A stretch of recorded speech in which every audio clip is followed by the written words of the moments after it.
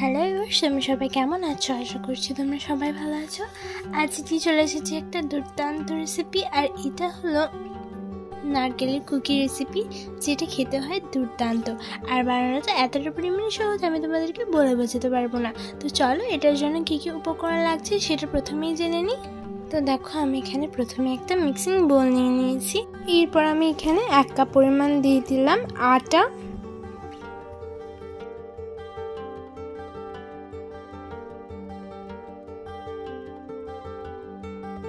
এরপরে সামান্য লবণ দিয়ে দিলাম। এরপরে এটাকে ভালোভাবে হাত দিয়ে কিন্তু ভালোভাবে মিক্স করে নিতে হবে। এরপর আমি এখানে মিষ্টি অনুযায়ী গ্রাইন্ড করা চিনি অ্যাড করে দিলাম।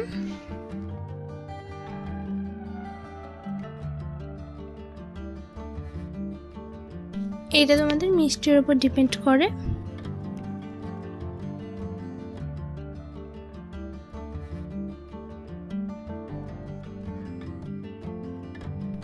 তো এরপর আমি দিয়ে দিলাম ড্রাই কোকোনাট, তারপর এটাকে ভালোভাবে মিক্স করে নিচ্ছি।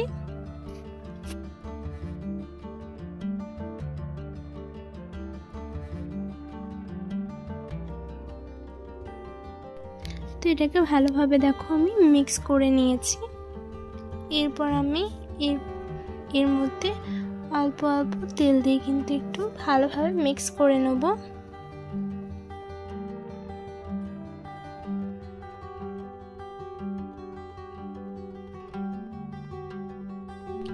তো দেখো এটা আমি অল্প অল্প তেল দিয়ে কিন্তু ভালোভাবে মিক্স করে নিচ্ছি।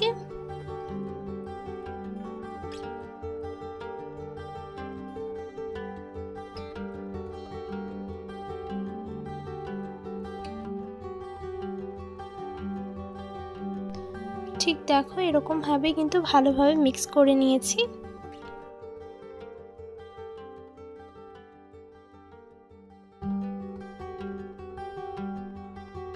এরপর আমি এর মধ্যে 1 চামচ বেকিং সোডা দিয়ে এটাকে তেল দিয়ে কিন্তু ভালোভাবে মেখে নিচ্ছি।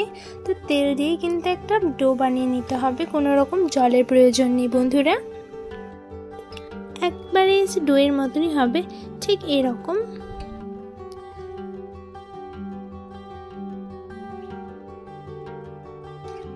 তো এরপর আমি এটাকে রাউন্ড করে ঠিক এরকম কুকি শেপ দিয়ে দেবো।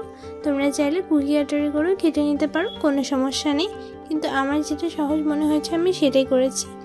একটা নিয়ে নিয়েছি প্লেটের মধ্যে তেল ব্রাশ করে দিয়েছি, আর এইদিকে দেখো কুকিটাকে কিন্তু আমি ড্রাই কোকোনাটে ভালোভাবে উল্টে পাল্টে এরকমভাবে লাগিয়ে দেবো, যাতে ড্রাই কোকোনাটটা ভালোভাবে এর গায়ে সুন্দরভাবে লেগে যায়। তো এরকমভাবে কিন্তু সবগুলোকে বানিয়ে নিতে হবে।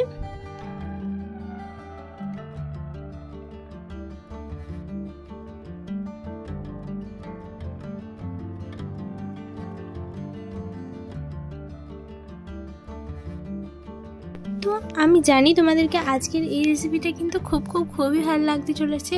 তো যদি ভালো লেগে থাকে তাহলে অবশ্যই কিন্তু ভিডিওটাকে একটা লাইক করে দেবে, কমেন্ট করে দেবে, এবং পাশে যে বেল আইকনটা আছে সেটা অবশ্যই ক্লিক করে দেবে নিত্য নতুন ভিডিও সর্বপ্রথম পাওয়ার জন্য। এদিকে দেখো আমার সবগুলো একেবারে খুব সুন্দরভাবে রেডি হয়ে গেছে।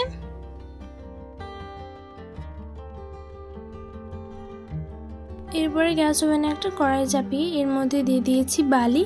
এরপর আমি দিয়ে দিলাম একটা স্ট্যান্ড। এরপর আমি এটাকে বসিয়ে দিলাম।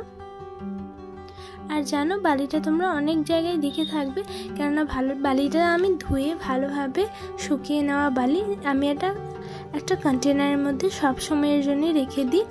ঠিক 40 মিনিট বেক করার পর আমি এটাকে খুলে দেখে নিলাম। তো এরপর একটা স্টিক দিয়ে চেক করে নিলাম, স্টিকটা একেবারে পরিষ্কার এসেছে, তার মানে এটা একেবারে রেডি। তাহলে দেখলেই তো কত কম খরচে এবং খুবই কম উপকরণেই এই কুকিটা রেডি হয়ে গেল। দেখো সবগুলো একেবারে পারফেক্ট হয়েছে, একেবারে সবগুলোই মুচমুচে হয়েছে, দেখে নিশ্চয়ই বুঝতে পারছো।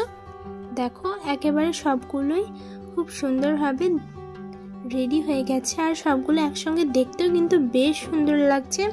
তো আশা করছি তোমাদেরকে আজকের এই রেসিপিটা খুবই ভালো লেগেছে।